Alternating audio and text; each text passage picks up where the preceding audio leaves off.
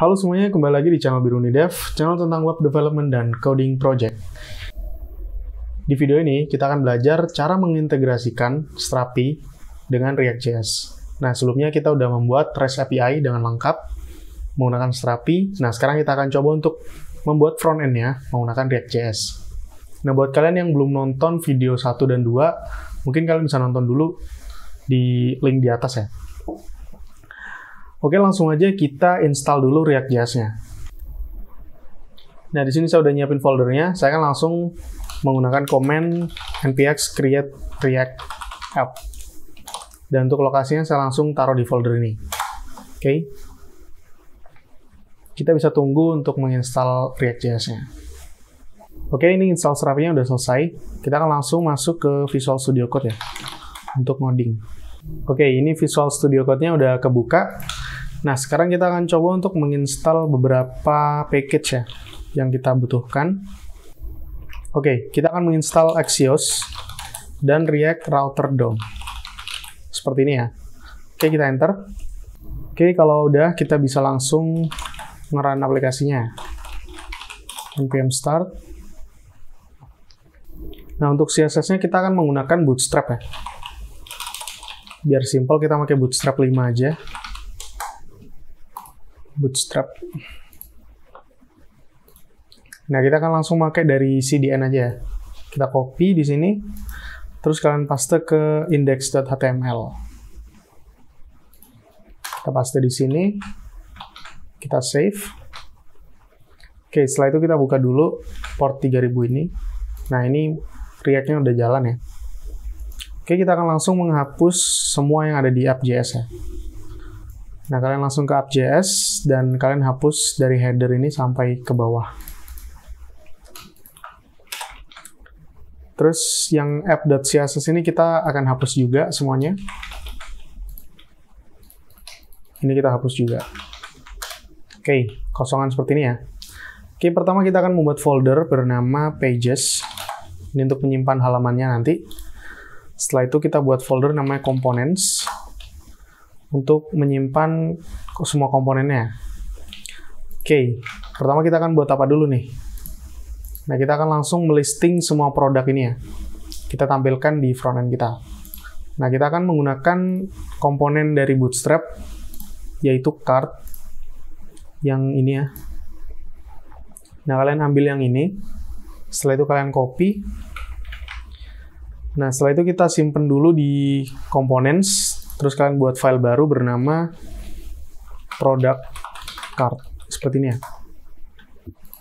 Setelah itu kalian import React-nya. Oh iya, kalau di React 17 kita nggak usah import React ya. Kita bisa langsung export default. Function product cart. Seperti ini. Setelah itu JSX-nya apa gitu ya.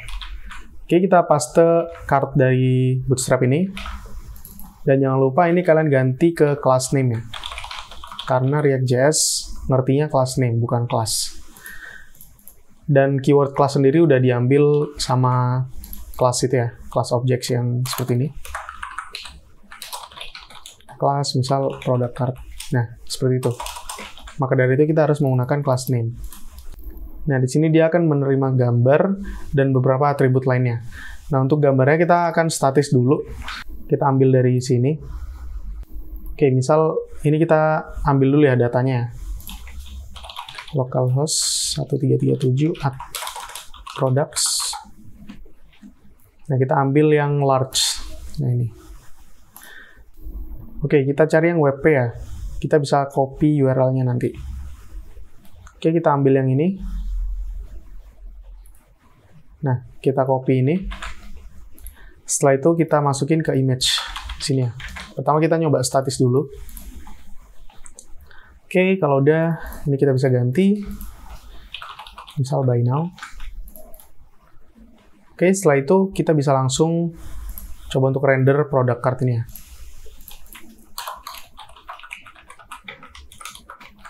Oke, ini udah auto import. Kita import product cart dari folder komponen dan file product cart. Oke, kalau udah kita save. Setelah itu kita lihat, nah di sini udah muncul gambarnya. Nah, karena card ini masih belum ada max width, kita tambahin dulu max width-nya. style, max width, misalkan 200 pixel ya. Oke, ini harus string. Oke, mungkin ini terlalu kecil ya. Atau ini kita bisa ganti susunannya. 12 Pro Max. Oke. Ini mungkin harganya. Saya kurang tahu harganya berapa. Nah, nanti akan ada seperti ini. Nah, ini kartunya sangat simpel sekali. Kita nggak usah ribet-ribet ya. Nanti ada buy now untuk ngarahin ke halaman detail iPhone ini. Oke, untuk konsepnya sangat sederhana sekali. Jadi cuma listing card, terus kita bisa ngarahin ke halaman detail ya. Oke, setelah itu kita buat dulu komponen untuk melisting semua cardnya. Kita buat komponen bernama productlist.js. Oke, setelah itu kita bisa langsung export default function productlist. Untuk returnnya dia menerima product card ya. Jadi kita akan ngelooping semua product card di sini. Oke, ini kita bisa hapus. Kita bisa ganti product list. Nah, ini kita bisa hapus juga. Kita save. Terus kita coba ini ya, kita coba bikin beberapa card ya. Kita buat fragment dulu. Setelah itu kita bisa langsung membuat beberapa card. Oke. Nah, setelah itu saya akan coba untuk membuat ini menjadi grid ya. Jadi ada gridnya gitu. Oke, kita buat dulu row. Ini dari Bootstrap ya. Div class row. Setelah itu dia menerima call md4 misalnya. Oke, setelah itu kita bungkus di sini. Ini kita bisa copy seperti ini. Ini kita bisa hapus. Nah, jadi nantinya ada 4 ini ya. 4 kolom seperti ini. Oke. Nah, ini terlalu ini ya, terlalu kecil ya. Mungkin kita bisa tambahin. Call 3. Dan di dalam product card kita mungkin bisa hapus ya max width-nya. Karena dia udah sesuai dengan kolomnya. Nah, nanti akan muncul 4 produk seperti ini. Oke, untuk tambahannya biar ada header gitu ya, kita tambahin header dulu. Header misalkan iBoxing Store. Oke, ini untuk headernya. Kita pakai H1. Kelasnya FW Bold. Oke, seperti ini. Text center. Setelah itu dia memiliki padding 5 ya. Oke, seperti ini ya. Sangat simpel sekali ya. Oke, setelah itu kita bisa langsung membuat API untuk koneksi ke Strapi.js-nya. Nah, untuk itu saya buat dulu config-nya di sini. Config untuk API-nya. Nah, kalian buat folder, terus kalian namain index.js ya. Nah, di sini kita akan menyimpan config untuk Axios-nya. Nah, kita import dulu Axios-nya. Setelah itu, kalian buat dulu Axios create. Nah, di dalam sini kita bisa menyimpan base URL. Nah, base URL ini adalah URL API utama ya. Jadi, halaman utama API. Hostname lah istilahnya. Bisa dibilang juga domain. Jadi, protokolnya HTTP, terus localhost 1337. Nah, jadi nanti di API-nya kita nggak usah nulis lengkap seperti ini ya. Misal produk seperti ini, atau produk 1, produk 2. Nah, jadi kita bisa langsung seperti ini. /products, gitu. Nah, karena kita udah membuat base URL-nya di sini. Nah, ini kita harus menyimpannya di dalam variabel ya. Misalkan variabelnya API. Setelah itu ini kita ekspor variabelnya, biar bisa diakses dimanapun ya. Oke, sangat simpel sekali. Setelah itu kita akan buat file baru bernama product API. Nah, di dalam file ini akan terdapat objek sehingga kita bisa mengumpulkan semua API produk ya. Oke, langsung aja kita buat dulu untuk mendapatkan semua products. Kita menggunakan find Axios. Setelah itu kita get products. Setelah itu then kita akan return datanya. Oke, untuk yang lainnya kita bisa langsung detail ya, seperti ini. Detail Axios get products, terus nanti ID-nya berapa, ID produknya, dan dia akan mereturn data ya. Setelah itu ini harus dimasukin ke dalam function ya. Jadi nanti biar kita bisa mengaksesnya di luar. Nah, terus di sini dia membutuhkan parameter ID. Jadi biar ID ini bisa diakses di sini. Oke, setelah itu kita save. Kita ke app.js. Nah, di sini kita bisa langsung membuat props untuk produknya. Products. Ini kita kasih array kosong dulu. Setelah itu kita akan membuat state untuk semua produknya. Const products, set products, use state, array kosong. Nah, setelah itu di dalam sini kita bisa langsung membuat use effect untuk nge-fetch API-nya. Nah, karena kita udah buat API dari config, kita bisa langsung mengimportnya di sini. Jadi di dalam produk API ini kita nggak harus pakai Axios ya. Kita bisa langsung API seperti ini. Oke. Jadi di sini kita bisa langsung API aja. Nah, setelah itu kita bisa ngimport produk API di sini. Nah, ini produk API titik find. Oke. Di sini dia akan menerima promise. Jadi kita harus menggunakan then lagi. Terus ini kita coba console log dulu ya. Jadi hasilnya kita console log dulu. Oke, kita save. Dan kita lihat di browser. Kalian inspect. Terus ke console ya. Nah, di sini akan ada array 10. Nah, ini produknya udah berhasil diambil dari Strapi ya. Atau dari backend. Nah, sekarang kita tinggal menyambungkan semua data ini ke UI ini ya. Oke, langsung aja kita bisa ngeset products. Jadi setelah diambil produknya, kita bisa langsung ngeset ke state ini ya. Kita langsung aja set products, press. Oke, kita save. Setelah itu di dalam products, kita akan langsung menggunakan state yang ada di sini ya. Nah, jadi product list, menerima props, products. Nah, sekarang dia akan menerima state dari sini. Jadi biar dinamis gitu ya. Oke, setelah itu kita masuk ke product list di sini. Nah, dia akan menerima props tadi yang bernama products. Nah, di sini kita akan menggunakan looping ya, atau pengecekan dulu. Jadi misalkan products-nya products length sama dengan 0, artinya kalau dia nggak ada products, kita akan langsung mereturn H3 no products gitu.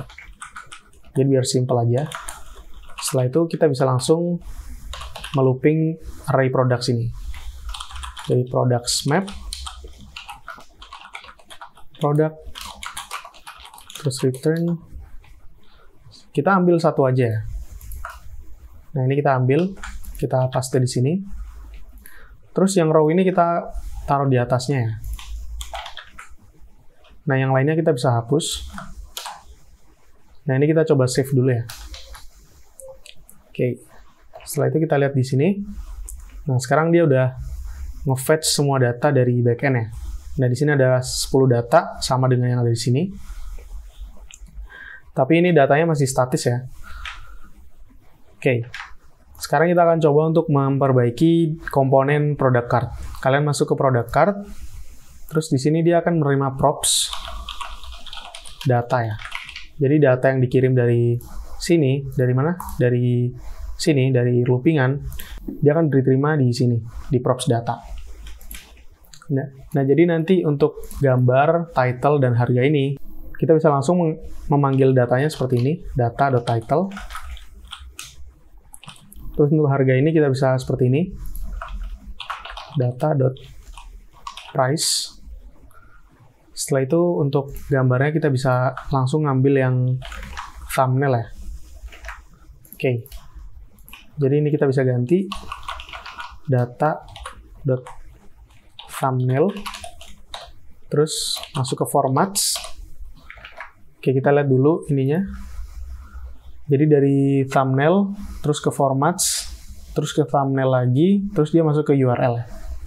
Oke, formats, thumbnail, terus URL. Oke, setelah itu kita save.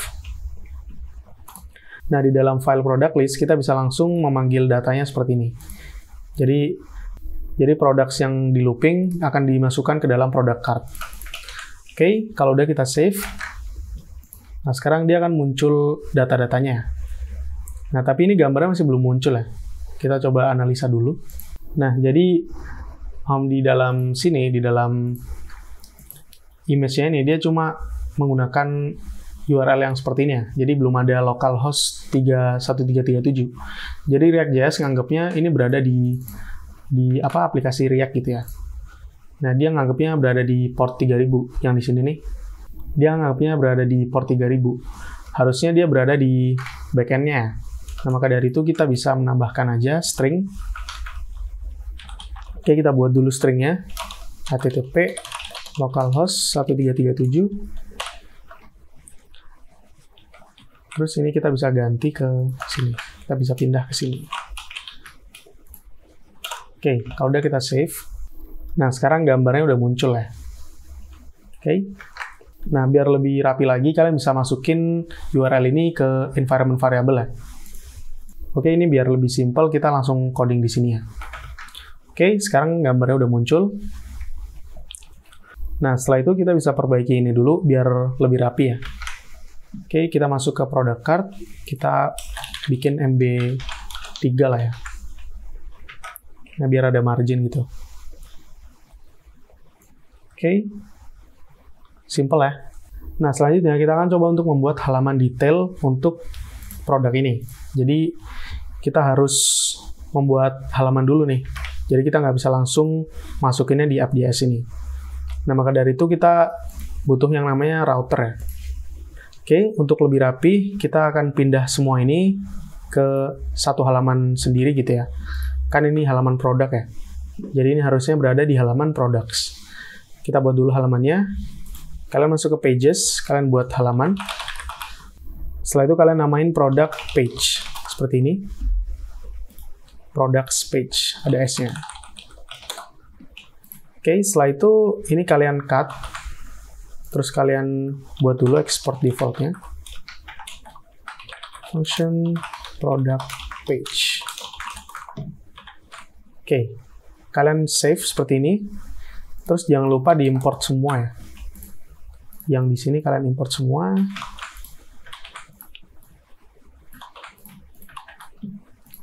Oke, ini kita bisa keluar seperti ini. Setelah itu kita akan buat routing untuk aplikasi kita.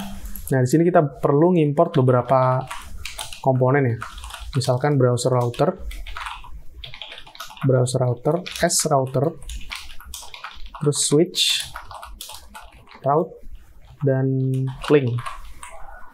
Oh, link nggak usah ya. Kayak gini aja. Setelah itu from React router DOM. Kita save. Nah, setelah itu ini kita return router seperti ini. Dan kita bungkus dengan switch. Setelah itu untuk route-nya seperti ini ya. Route path home. Komponennya product page. Product page seperti ini. Nah, ini kita bisa hapus.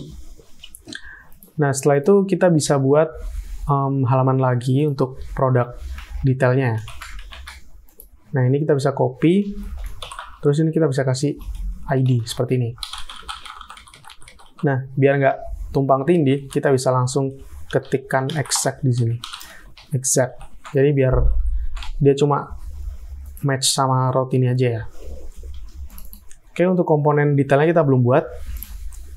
Nah, sekarang kita masuk ke pages, kita buat file baru bernama product detail.js. Setelah itu kita buat dulu komponennya, export default function, product detail. Nah, di sini kita buat simple aja. Kita buat desainnya seperti, nah di sini kita akan buat simple, kita akan buat seperti ini. Di sini ada gambar, ada title, ada kategori, terus ada price atau harga, terus ada deskripsi, dan ada add to cart. Oke, langsung aja kita coding ya. Kita ke product detail.js, terus kita buat 2 kolom. Ini berarti class row.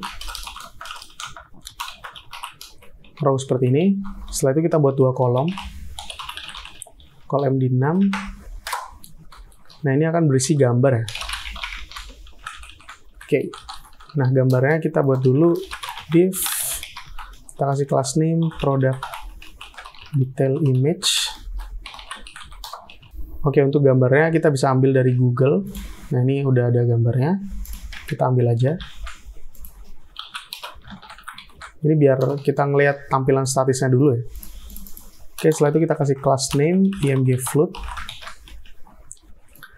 Nah, setelah itu untuk kolom kedua di bawahnya call MD6. Nah, di sini akan berisi kategori ya. Pertama kategori. Oke, kategori. Nah, di sini kita bisa langsung aja pakai batch ya. Batch primary, misal seperti ini ya. Oke, setelah itu untuk title-nya kita bisa menggunakan H2. Misal seperti ini ya.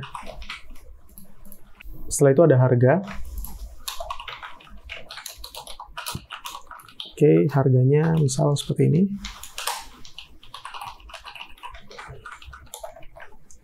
Setelah itu ada deskripsi ya. Deskripsi forum 30. Oke. Setelah itu di bawahnya ada tombol ya. Button class button primary punyanya Bootstrap. Setelah itu ini kita bisa menggunakan border radius 0 ya. Oh, rounded 0. Oke, ini langsung aja buy now seperti ini. Oke, setelah itu kita bisa langsung coba untuk nge-fetch data dulu. Kita import dulu product API ya. Kita langsung aja di sini bikin state product set product use state objek kosong. Karena ini cuma satu data ya, jadi dia menerima objek kosong gitu. Oke, setelah itu kita langsung menggunakan use effect untuk nge-fetch API-nya. Kita ambil product API, terus kita ambil yang detail ya. Detail, setelah itu dia membutuhkan ID. Nah, ID-nya kita dapat dari use params ya. Nah, jadi kita membutuhkan yang namanya params, cons ID, use params, seperti ini ya. Nah, jadi ini adalah cara untuk mengambil parameter menggunakan hooks-nya React Router ya. Oke. Setelah itu ini kita bisa langsung akses di sini. Setelah itu kita bisa ambil promise-nya. Kita coba console log. Nah, sini. Oke, kita coba dulu. Nah, sebelumnya kita edit dulu product card ya. Nah, di sini kan ada tag A. Nah, ini kita nggak bisa seperti ini. Kita harus menggunakan tag link. Nah, jadi kita ngimport link dari React Router DOM. Setelah itu kita menggunakan property atau props to. Nah, ini harus dinamis ya. Jadi harus ngambil dari ID-nya. Jadi kita bisa seperti ini, data.id. Jadi slash products. Sorry, ini harusnya slash langsung ya. Kan kita nggak menggunakan products. Jadi dia bisa langsung seperti ini, data.id. Setelah itu kita bisa langsung coba halaman baru yang kita buat ini. Kita masuk ke browser. Ini kita refresh. Nah, di sini akan ada ID-nya ya. Kita bisa lihat di sini di bawah akan ada ID yang berbeda. Terus sini kita bisa klik. Nah, ini masih belum ganti komponen ya, karena kita belum nge-load di app.js-nya. Nah, ini kita ganti dulu product detail. Setelah itu kita save. Nah, di sini komponennya udah pindah ya, atau udah ganti ya. Nah, untuk header-nya saya ingin masukin aja di app.js ya. Jadi yang di products page, biar cuma products list aja. Kita save. Terus yang di sini saya mau tambahin header ya. Ini kita bisa bungkus pakai fragment. Oke, kita save. Nah, saya pengennya seperti ini ya. Oke, ini biar ke tengah kita bisa menggunakan align items center. Seperti ini ya. Oke, simple banget. Nah, ini biar nggak terlalu besar ya, kita menggunakan MD4 ya. Untuk yang gambarnya, sorry. Nah, terus ini kita bisa menggunakan justify content center. Setelah itu ini juga menggunakan 5 aja. Oke. Jadi setelah ke halaman ini kita bisa langsung mengakses data detailnya. Oke, langsung aja kita ke sini.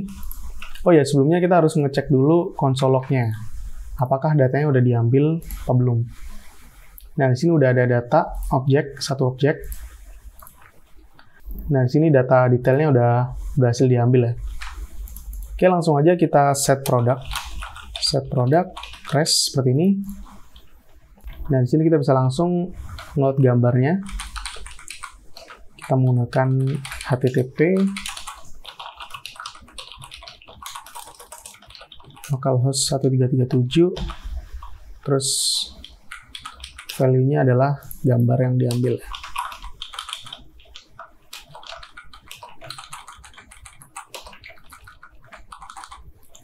Nah, di sini kita bisa seperti ini, product, thumbnail, formats,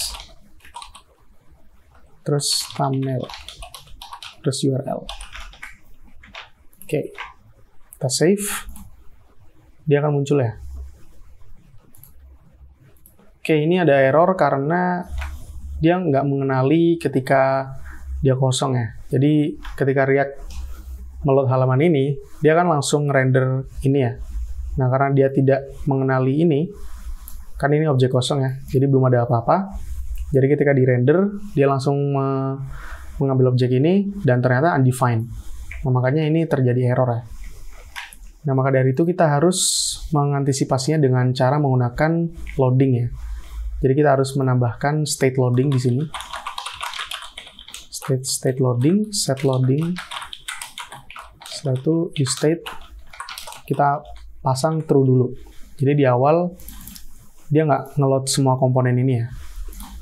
Jadi kita bisa if loading, kita bisa return simple aja, komponen H2 seperti ini, loading.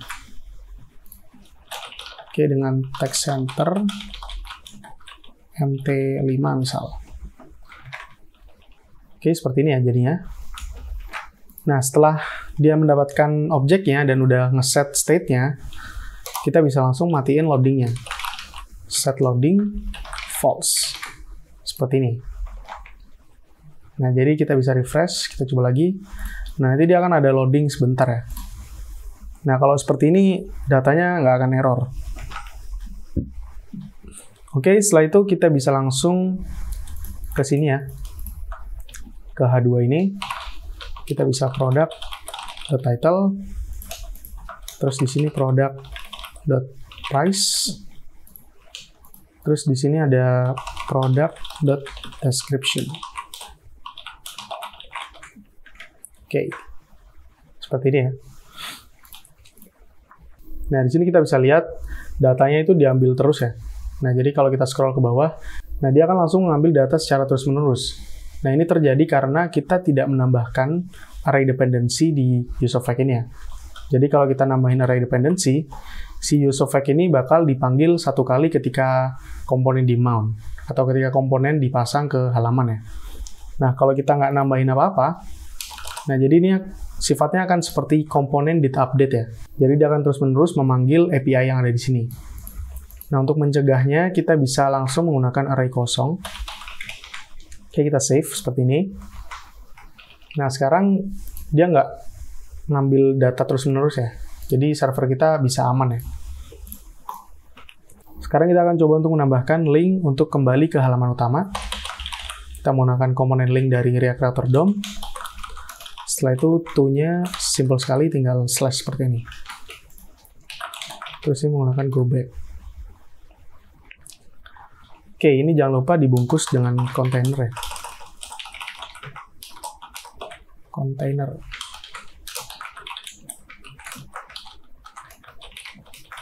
Class name, kontainer. Ini kita save di sini. Yang di product page juga, ini kita harus bungkus menggunakan kontainer. Oke, kita save. Nah, sekarang ada kesalahan lagi di bagian products page. Nah, di sini kita bisa lihat each child in a list should have a unique key prop. Nah, di sini kita bisa lihat di bagian sini errornya. Jadi setiap child ini, setiap komponen ini harus memiliki unique key atau key unik ya. Nah, maka dari itu di bagian product list kita harus menambahkan prop key seperti ini. Terus kita bisa menggunakan product.id. Karena ID kan pasti unik ya. Nah, jadi kita bisa mendapatkan key unik dengan product.id. Setelah itu kita save, maka errornya akan hilang ya. Kita refresh. Oh, ini ada kesalahan, kita masukin key-nya bukan di sini ya, tapi di komponen yang paling atas ya, di sini. Oke, setelah itu kita bisa save dan kita refresh. Nah, sekarang error key-nya udah hilang ya. Nah, terus di sini ada warning untuk bagian product detail.js. Nah, jadi useOffact untuk React Hook di sini dia missing dependency ID. Nah, sekarang kita cek di sini ya. Nah, dia missing dependency ID, maka dari itu kita harus menambahkan dulu di bagian product detail. Nah, kita nambahin dependency ID di sini. Nah, karena ID yang ada di sini dia berubah-ubah ya. Maka dari itu kita harus menambahkan ID di sini. Oke, kita refresh. Nah, sekarang warning-nya udah hilang ya.